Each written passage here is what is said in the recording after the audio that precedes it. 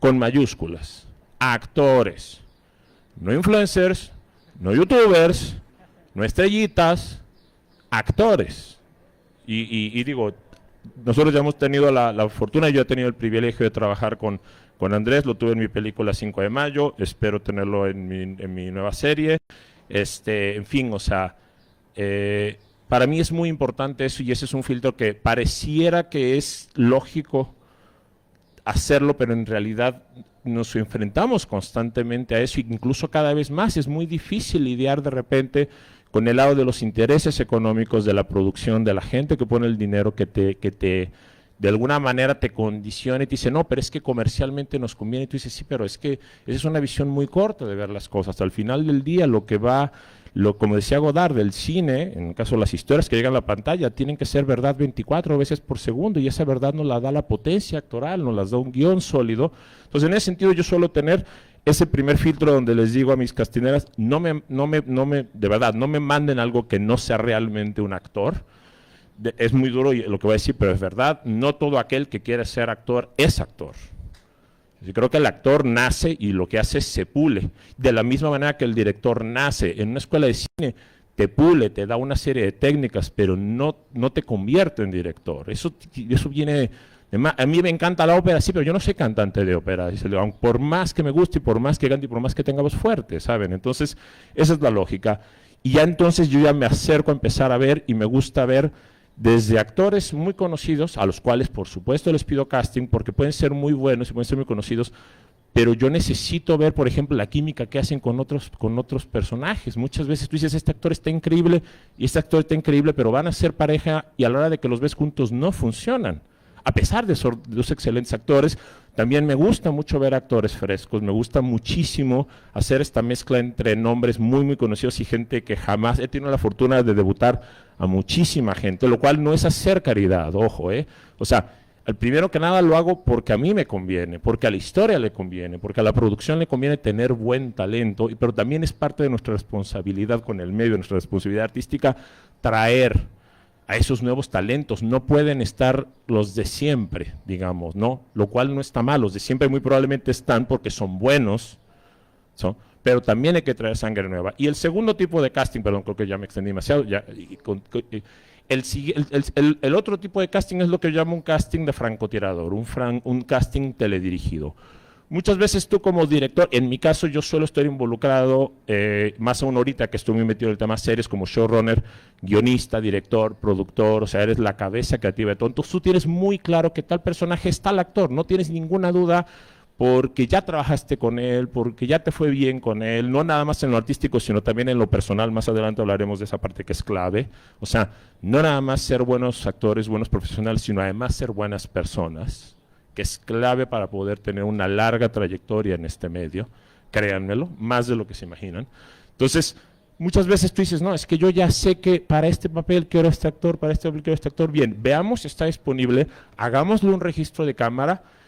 Muchas veces llega el registro y en el 90% de las veces o más, esos castings teledirigidos, a mí yo ya sé que el resultado va a ser bueno, y en el 90% de las veces o más me lo aprueban de inmediato y dicen, wow, está increíble, ¿a cuántos viste para llegar a este? Le digo, a ninguno, lo vi a él directamente y sabía que quería eso, ¿no? Eso es lo que yo llamo un casting teledirigido. Esos serían, digamos, los dos tipos de casting que hago. Y ya, perdón por aburrir. No, muchas gracias. Muchas gracias, un aplauso. Y bueno, pues ahora me voy a ir con Cristóbal Orellano. ¿Cuál es el proceso que tú llevas para realizar un casting? Porque, bueno, sabemos que también a veces es poquito, ahorita el self-tape que se está aplicando mucho, ¿no? Es poquito el proceso, te dicen, en 2 minutos tengo que verte. Y tú como actor, ¿en qué te basas para encarnar un personaje y mostrar realmente tu talento en 1 minuto o 2 minutos que te piden? Híjole, te voy a hacer una confesión muy fuerte. A mí me chocan los castings. Me chocan porque es como ponerte en un aparador, así como tenemos aquí este producto, y de pronto es como te conviertes, ¿no? En materia, te conviertes en materia vendible. Y entonces eso es delicado y es difícil porque como personas, pues tenemos que trabajar un montón nuestra seguridad, nuestra autoestima. Y de pronto que nos digan que no, puede ser muy fuerte, ¿no? O sea, realmente los actores tenemos que estar lidiando con el no todo el tiempo, porque van a ser más las veces que te dicen que no que te dicen que sí.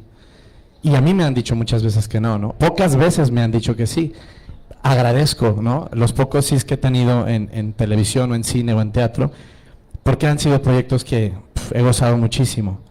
Pero de pronto eso es como, me lo decía muchísimo una maestra, Dora Cordero, con quien estudié hace muchos años, que la carrera del actor es una carrera muy visceral y tienes que tener, es de resistencia, ¿no? Es estar siempre exponiéndote a que te elijan o que no te elijan, ¿no? Y ahí de por medio hay muchísimos sueños, ¿no? Yo ahorita trabajo con actores más jóvenes que yo tengo 37 años, digo, ya no estoy tan chavo, pero sí tengo alumnos, ¿no? Mucho más jóvenes, bueno, sí, estoy chavísimo. Pero bueno, de alguna manera he tenido la oportunidad de ser maestro ahorita en un lugar que se llama 111 Agency, una castinera de Osvaldo Zárate, un actor también muy, muy talentoso, tapatío, que él, su visión es la de, pues, apoyar, impulsar y ayudar a estos jóvenes que como nosotros hace 20, 15 años empezamos, y jóvenes que ahorita tienen todos estos sueños, cómo poder ayudarlos y empezar a armarlos de toda esta autoestima y de toda esta, pues, la resistencia que tienen que empezar a adquirir para exponerse a estos nos que sabemos que van a enfrentar, porque los hemos enfrentado nosotros también. Entonces, de alguna manera, el casting, digo, ya volviendo así como a la pregunta en concreto, pues realmente yo hago lo que mejor sé hacer, ¿no? Que es ponerme en la piel, meterme en la psicología de un personaje. De pronto hay castings que son muy rápidos y no tienes la fortuna de tener a lo mejor ni siquiera un texto días antes, que a veces sí se puede, a veces, la mayoría de las veces no se puede. Y entonces tú tienes que, no nada más ser actor, también te tienes que convertir en tu propio director, desde ver cómo voy a hacer este personaje y de además adivinar y pensar qué querrán las personas que van a ver en el casting. Entonces es complicadísimo, la verdad sí es muy complicado. Evidentemente cada casting es distinto y cada persona que te va a ver tiene su propia como cosmología y como cosmovisión de lo que quiere, y ya ahora sí que también es echar un poquito una moneda a la suerte, ¿no? Porque podrás ser muy buen actor, pero a lo mejor hay algo ahí en tu físico, hay algo en tu manera de hablar, hay algo que te saca totalmente de la jugada y pues ni modo, hay que aceptarlo, hay que reconocerlo y hay que seguir adelante.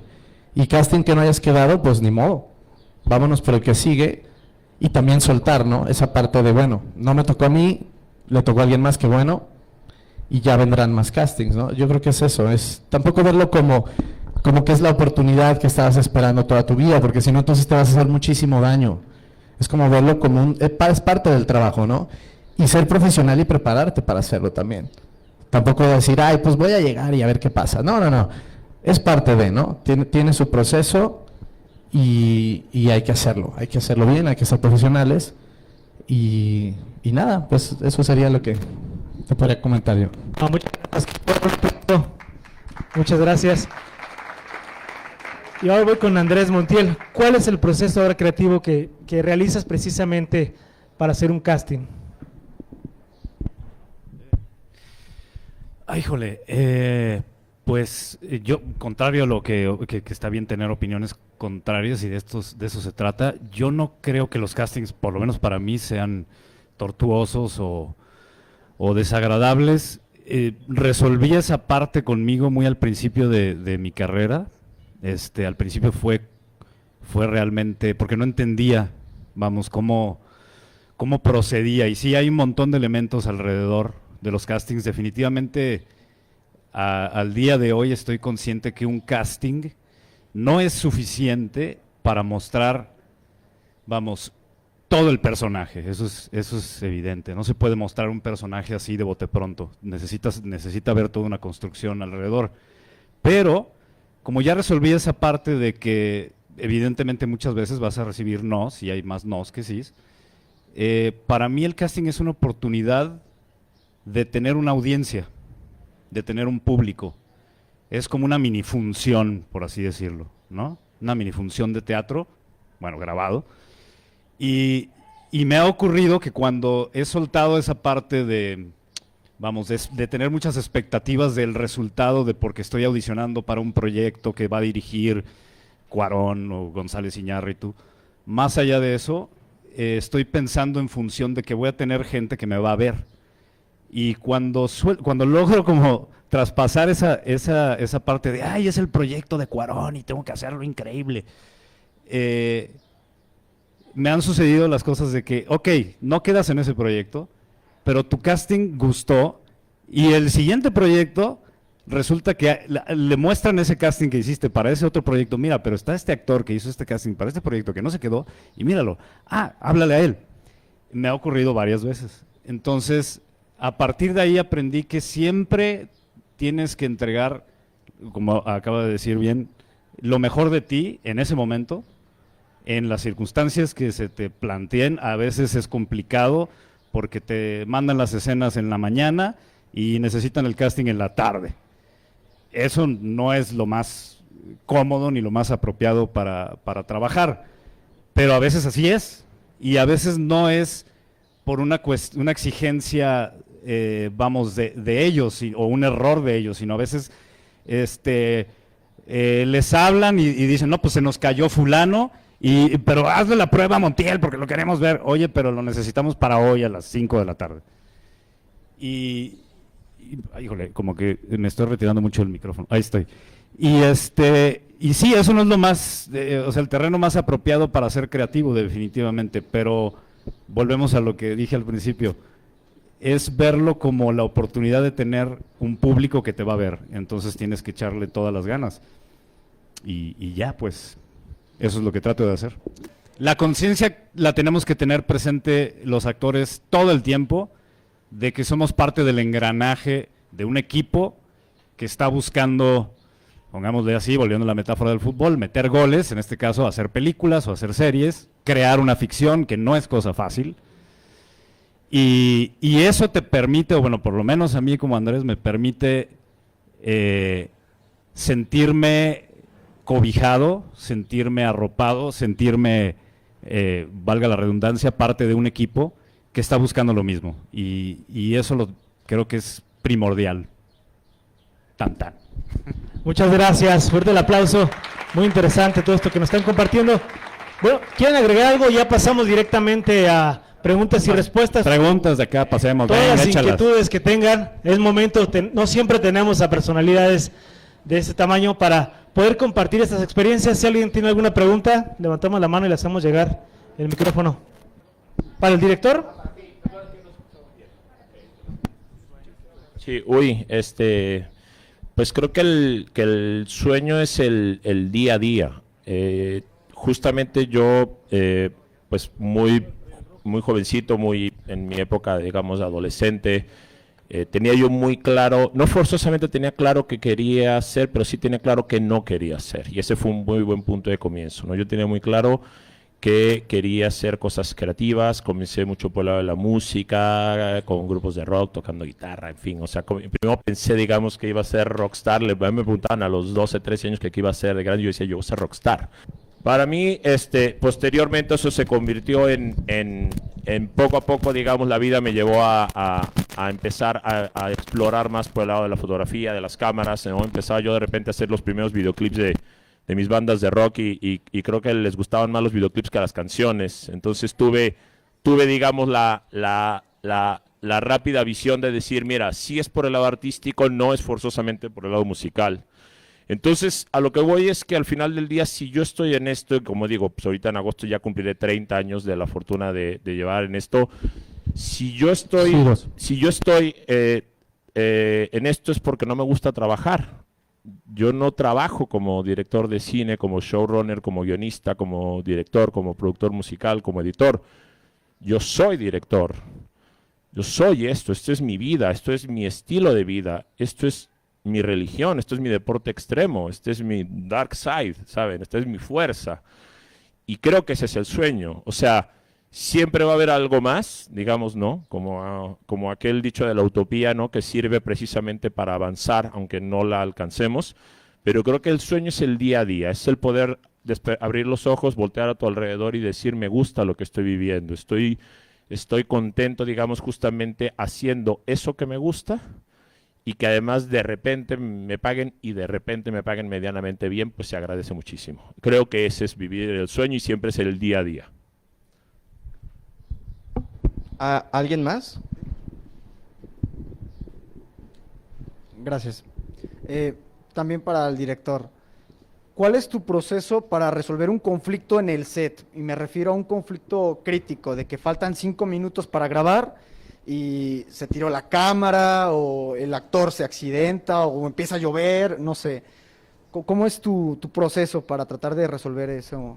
Pues evidentemente son 101,000 situaciones, o sea, de entrada te diría una parte que es básica y elemental, o sea, te tendría las 1,001 situaciones, ya te digo, insisto, después de 30 años de esto, sí, no digo que me sé de todas, pero he pasado por muchas, por las más absurdas, o sea, podría contar en 1,000 historias, desde, insisto, de lo más absurdo y surrealista hasta lo más banal, hasta cosas fuertes como de repente algún accidente. Cuando haces, yo suelo hacer muchas cosas de acción y de efectos especiales y eso, y de repente un accidente suele ser una cosa terrible, pero por encima de todo hay que entender que tú eres tan fuerte como el equipo del cual te rodeas, ¿no? Muchas veces también cuando tú como cabeza tienes una inseguridad respecto de ti mismo, y esto, insisto, también tiene que ver mucho con la cultura latina, ¿no? Tiene que ver muchísimo con esta cosa de darnos miedo, rodearnos de gente que nos pueda opacar. Yo tengo muchísimas malas costumbres, muchísimas. Una de tantas es rodearme de gente más inteligente que yo, más capaz que yo, de entender que mientras más fuerte sea la gente que me rodea, más fuerte voy a ser yo, porque al final del día el director, la cabeza, soy yo. Entonces la energía de toda esta gente me va a ayudar. Pase lo que pase, si tú te rodeas de un equipo adecuado, tanto delante como detrás de cámaras, vas a salir adelante, porque tienes con qué, no eres tú, no soy yo el que lo va a resolver, lo vamos a resolver todos. Tiene que ver también muchísimo con la experiencia, o sea, es muy importante las horas de vuelo. De repente se entiende que cuando estás comenzando, bueno, vale, un cortometraje, están aprendiendo, muy probablemente todos están aprendiendo, pero ahí es donde tal vez es importante la labor del maestro, o tal vez, bueno, sí, una parte son estudiantes, pero tal vez alguno de los actores no. O sea, siempre tiene que haber este equilibrio entre experiencia, digamos, y novatez, porque va a ser clave a la hora de tener que resolver ese tipo de crisis, ¿no? Entonces, sí tiene que ver muchísimo con rodearte de la gente correcta y sacar adelante a partir de precisamente no caer en pánico. Vas a enfrentar problemas siempre. Yo procuro reducir el riesgo de esos problemas a través de la planeación y de un equipo sólido. Gracias. Para ti, Rafa, buenas tardes a todos. ¿Has rechazado algún proyecto cuando una historia no te late, no te gusta, o algunos proyectos? Bien, brevemente. Ese es creo, vaya, diciéndolo con toda honestidad, contestando tu pregunta y de verdad, sin afán de ningún ego. Creo que ese es precisamente el que considero probablemente el logro más importante y probablemente venga ocurriendo en mi carrera en los últimos 7 años. Ya he logrado invertir eso, o sea, son malos proyectos, o sea, normalmente uno está buscando ese sí, que es complicadísimo, ¿no? Y pues cuando de repente hay un sí más o menos, pues híjole, lo agarras y te aferras, ¿sabes? Como el amor de tu vida, porque sabes que quién sabe si llegue otro, o sea, tienes que hacer lo posible. Ahorita tengo la fortuna de que puedo elegir lo que quiero hacer y son muchos más los nos que los sí. Tiene que ver muchísimo con las historias, tiene que ver con las condiciones de trabajo, no forzosamente tiene que ver con dinero ni tamaño de proyecto, tiene que ver con que te apasiona, que sea tuyo. Yo divido los proyectos en 2 tipos básicamente, los que puedo hacer, esos que tienen que ver con nuestra forma de vida, esto también es un oficio, también vivimos de esto, también es nuestro trabajo y eso es digno, es muy digno, y créanmelo, es muy difícil financiar la revolución. Créanmelo, o sea, de repente hay que aprender a financiar la revolución siempre con dignidad, siempre eligiendo proyectos que yo sé que voy a hacer y que no me voy a avergonzar. Sí tengo la tranquilidad de que creo que en los 30 años que llevo de carrera jamás me he avergonzado de nada de lo que he hecho, he dado lo mejor de sí. Esos son algunos de los proyectos que puedo hacer, o sea, que me ofrecen, que puedo hacerlos y que los acepto. Y están los que yo quiero hacer, aquellos que yo empujo, aquellos que evidentemente genero desde el origen y que pues suelen ser los más personales, ¿no? Pero contestando tu pregunta, pues en los últimos años ya son muchos más, o sea, los nos. Tengo la fortuna de ya poder elegir en qué quiero trabajar, entonces digo más nos que sí, afortunadamente.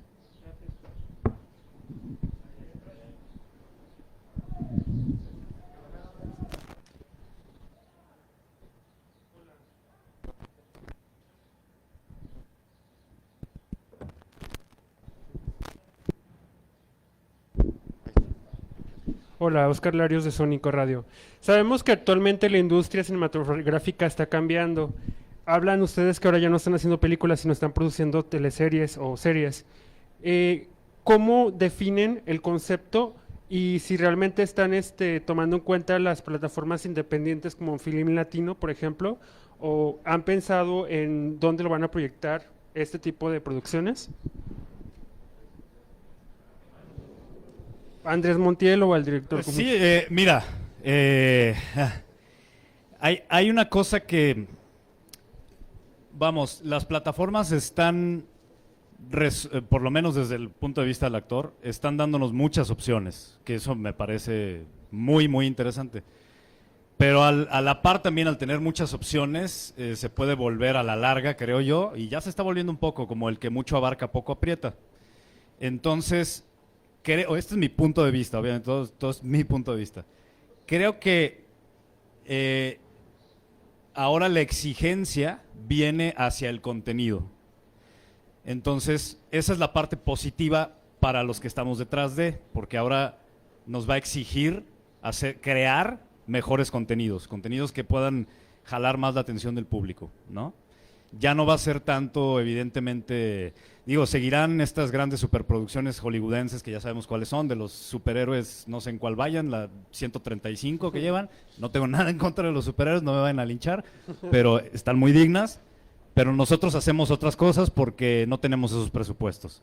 Entonces, nosotros tenemos que generar otro tipo de contenidos.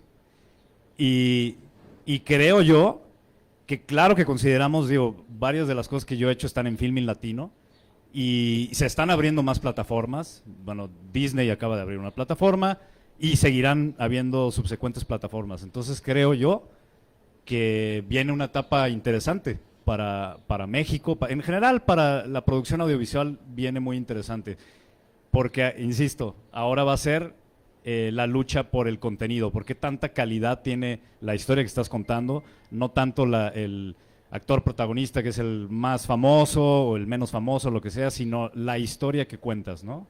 Y cómo engancha con la gente. Eso es mi punto de vista. Muchas gracias.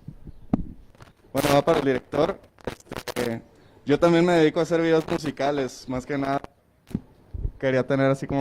Bueno, tengo mi banda de rock y ese rollo, pero más bien quisiera saber en qué momento te diste cuenta de que cambiaste de ser tú el que estás grabando con tu cámara videos musicales de lo que quieras hacer, a ya participar en proyectos más grandes como la serie, las películas y todo eso.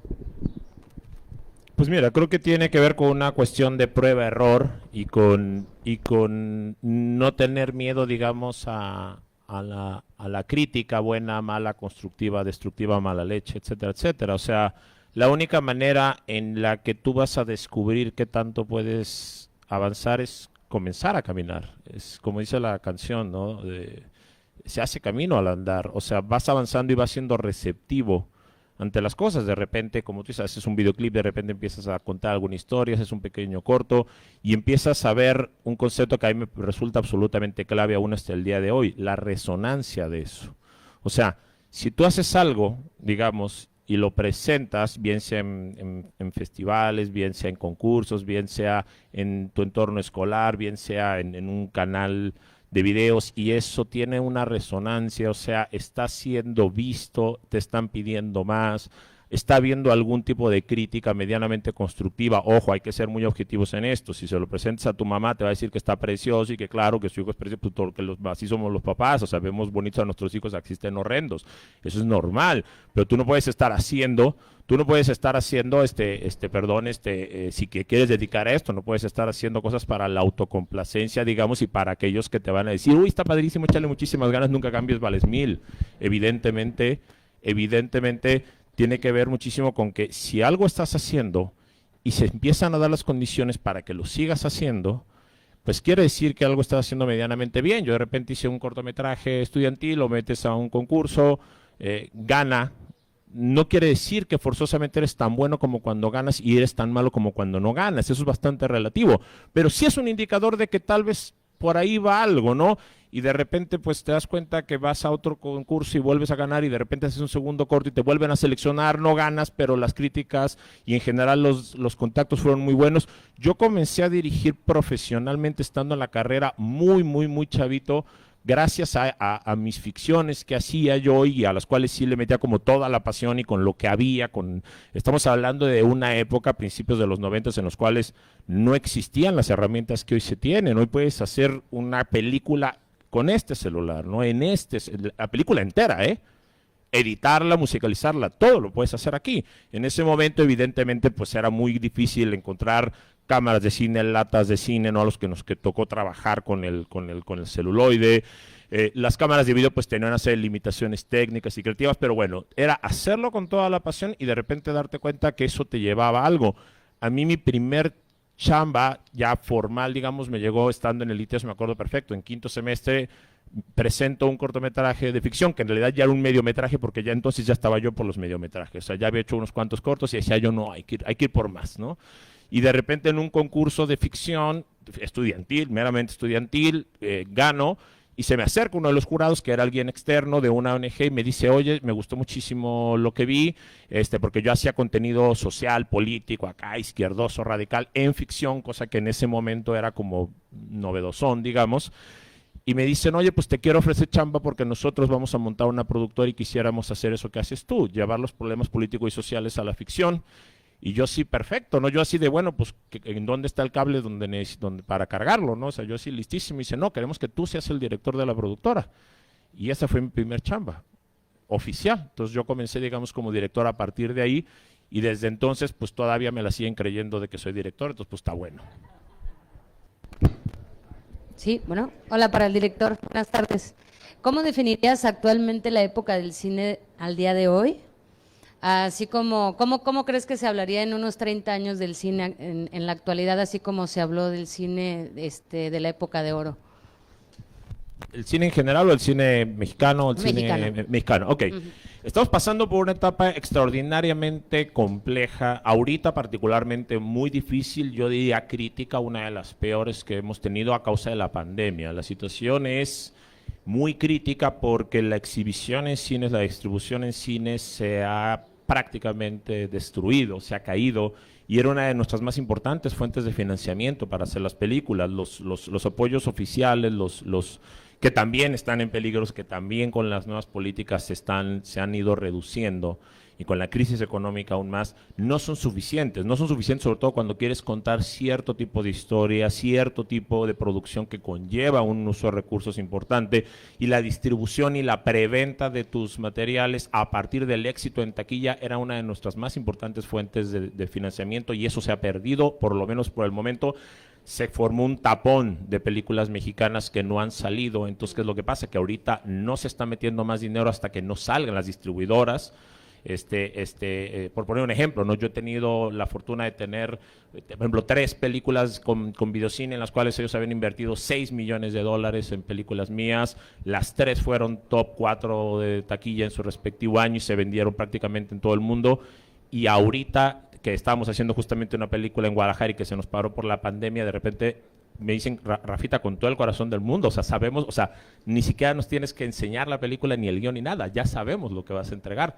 No le podemos entrar, o sea, no le podemos entrar ni a la tuya ni a ninguna, porque tenemos un tapón de distribución, o sea, porque necesitamos primero sacar las películas, recuperar, y si estamos viendo que la exhibición está grave, entonces hoy particularmente estamos en un momento muy crítico.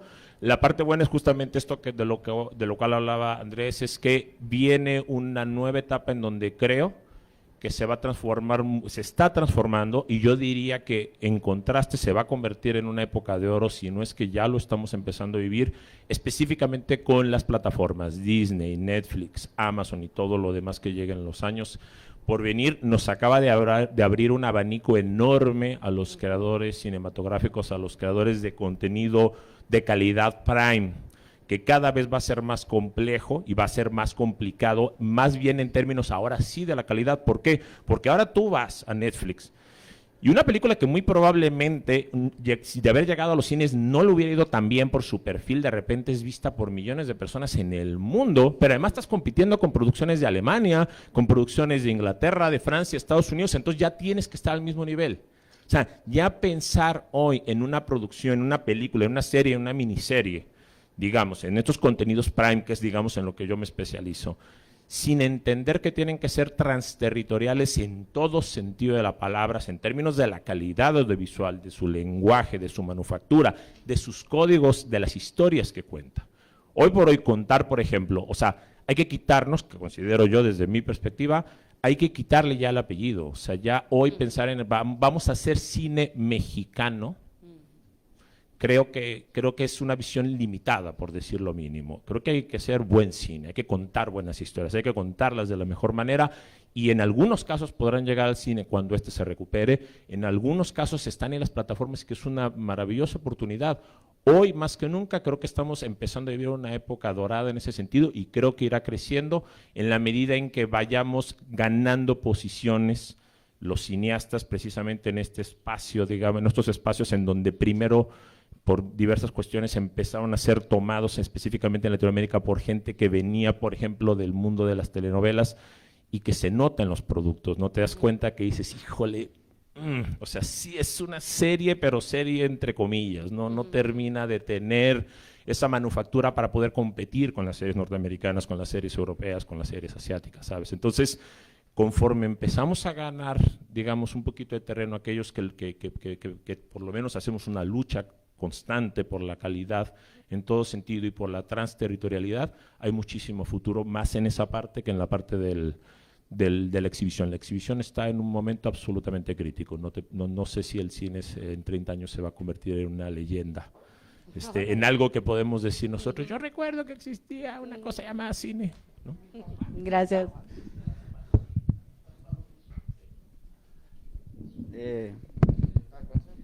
Sí, para los tres, ¿cuál sería su película mexicana favorita contemporánea? Bueno, no sé, de los últimos 20 años. Me voy a oír muy cliché, pero ni modo, y quizá porque varios colegas y amigos muy cercanos y muy queridos están en ella y porque en su momento para mí, como espectador, además de como actor, fue como un parteaguas. Pero Amores Perros me parece una de las películas más extraordinarias que se han podido ver en los últimos 20 años en pantalla grande. Recuerdo, fui de los afortunados de haber estado en esa premier en el año 2000 ya. Chispas. Bueno, en el Teatro Metropolitan y de verdad, o sea, el público estaba mudo. O sea, todos estábamos así de, ¿esto podemos hacer aquí en México? ¡Órale! Entonces, para mí, en su momento, o sea, creo que esa película marcó fue como un antes y un después para el cine mexicano. No sé, ¿qué opinan ustedes? Sí, sí, totalmente de acuerdo. Y de hecho voy a mencionar al mismo director.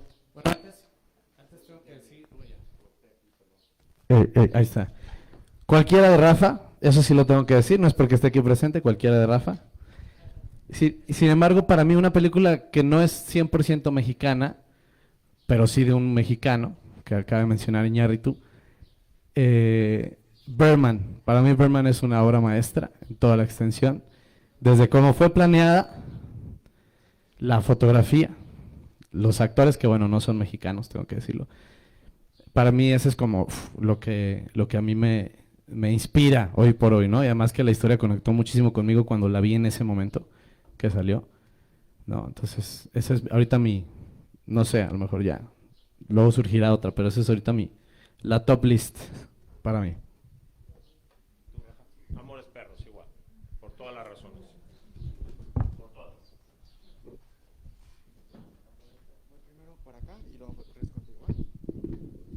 Hola, para los actores, ¿qué metodología o qué técnica utilizan ustedes para memorizar? Y principalmente cuando hay textos que son sumamente complejos y largos y no hay el tiempo suficiente para la memoria, ¿qué es lo que hacen ustedes para lograr captar el mensaje? Porque hay veces que directores que son muy estrictos, que no te puedes equivocar ni en una letra, y hay otros que son más flexibles, que puedes tomar la idea y poder improvisar, pero ¿qué es lo que hacen ustedes para lograr ese Mira, afianzar eso? Algo muy sencillo, en mi caso, gracias a estas tecnologías nuevas de los celulares maravillosos. Yo soy muy auditivo, entonces yo lo que hago es que me grabo mi voz, y ahora sí que como a memorizar una canción que te gusta, como taravilla, estoy día y noche, bla, bla, bla, sobre todo si son, como dices, textos complicados o complejos o largos, hasta que está 100% o 1000% memorizado como una canción. Entonces, si hay que repetirlo en la cabeza y en voz alta 400 veces, pues lo repites 400 veces. No sé cómo pasa, pues cada actor es distinto, pero a mí me sucede que si yo no estoy al 100 en una línea o en una escena, no puedo empezar a soltarme, ¿sabes? Porque todavía estoy como en la cabeza diciendo, "Chin, ¿aquí qué seguía?". Entonces no puedo empezar a construir absolutamente nada hasta que no lo tengo al 100. Entonces eso es lo que hago yo, o sea, porque soy auditivo. Hay gente que es más visual, ¿no? Pues justo es mi caso, yo soy más visual, pero tengo pésima memoria, entonces sí me cuesta un montón cuando me piden la línea así tal cual es, porque además tengo un problema con eso, digo, no, obviamente yo voy a hacer lo que me digan, ¿no? Evidentemente, quizás la memoria a corto plazo me funciona un montón, traer el guión así casi antes de la escena y acción y la escondo, ¿no? Porque eso me funciona. Pero cuando tengo un director que me permite, que es flexible y me permite decir las cosas más como yo las diría o más como el personaje y no como están escritas en el guión, lo agradezco muchísimo, porque además me siento mucho más orgánico, ¿no? Y no quiero decir, digo, en mi experiencia y con quien yo he trabajado que ha sido más de televisión, no quiero hablar mal de nadie, pero la verdad es que a veces hay guiones que la neta no están chidos. Y las cosas como las escriben, ¿no? ¿Sí o no? No me pueden dejar mentir. La neta no están tan chidas, o sea, no se sienten orgánicas, porque también son guionistas que están haciendo no solo uno, sino 3 proyectos más. Y los pobres pues no pueden poner todo su empeño. Entonces, agradezco un montón cuando me dicen, cámbialo, ve por el objetivo. Para mí es lo más importante, ¿no? El objetivo, ¿qué es lo que quiero decir con esto? No tanto que lo tenga que decir textualmente, pero sí le batallo un montón con la memoria. Entonces, tenerlo ahí, si me dan chance, está súper chido. El guión, pues, ¿no? O en el celular, ahora ya puedes tener el celular y 3, 2 y ya lo guardas. No sé. Ya solo nos queda tiempo para 2 preguntas más. Okay. Y también sería con él, okay. Quedaría nada más 2 tiempos para 2 preguntas más. Vamos primero con ella, sí, por favor, y ahorita te paso contigo, ¿va? Hola, buenas tardes. Antes que nada, pues quiero felicitarlos porque ahorita estar en cualquier disciplina artística es muy difícil por todo lo que está pasando, ya sea música, teatro, pintura, entonces para mí son unos valientes por seguir en la lucha porque está muy cañón. Una pregunta para el director y la otra para los actores, ¿no? En primer lugar, pues bueno, sabemos que hay una relación directa entre el cine y la música. ¿Tú cómo haces para escoger la música de tus películas? ¿Quién es el que te apoya en esta creación musical? Si también en algún momento has escogido una banda independiente, que también ahorita necesitan mucho apoyo porque la industria de la música está igual de difícil que el cine. Y para los actores, ahora sí que, ¿qué tanto se ponen a pensar en el mensaje que van a dar si escogen un papel? Porque pues al final de cuentas se convierten en los modelos de las nuevas generaciones, ¿no? Así como hubo una época donde las mujeres pues estábamos muy influenciadas por el tema de las princesas, el hombre en el macho, mucha culpa de esto la tuvo Disney. ¿Cómo hacen ustedes para ahora sí que escoger sus papeles y si de verdad tienen como esta responsabilidad de que lo que van a presentar en la pantalla puede ser, pues ahora sí que parte de la columna vertebral de las personas del futuro, ¿no? En cuanto al pensamiento. A ver, al que quiera. Ya le sacaron, ya están pensando así de, los van a sacar en Me Too y en esas cosas. En YouTube.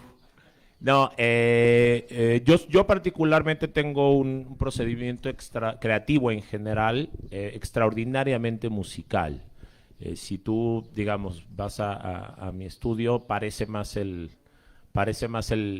sitio, digamos, de un rockstar que de un cineasta, digamos, no está lleno de guitarras y de amplificadores y mi colección de discos, y eso, soy un melómano absoluto. Mi gran vicio es precisamente gastar mucho dinero en música y en ese tipo de cosas. Entonces, ¿qué es lo que pasa? Que yo, mi proceso creativo comienza con la música desde el inicio, siempre. Como el 99, mínimo el 90% de lo que hago, pues lo escribo yo también. Entonces, suelo, digamos, incluso seleccionar una playlist con el mood, o sea, siempre me pregunto qué canciones serían esto que voy a contar. O sea, si voy a contar una comedia romántica, listo. ¿Cómo se escucha? Es en lo primero en lo que yo pienso. Eso es un proceso muy mío. ¿Cómo se escucha? ¿Qué canciones estarían? ¿Qué canción definiría a tal personaje? ¿Qué canción definiría a la chica de la película? ¿Qué canción definiría al antagonista, ¿no? ¿Cuál es el mood general? ¿Cuál sería la canción? Hago ese playlist y suelo ponerlo y repetirlo y irlo retroalimentando, ¿no? Bendito Spotify que ya nos permite ese tipo de cosas, ¿no? Antes, cuando teníamos los discos, era como, párate y vuelve a poner el disco y escoge la canción, se hacía más lento. Y es muy chistoso porque justamente en la creación, obviamente muchas de esas canciones finalmente terminan llegando a la pantalla.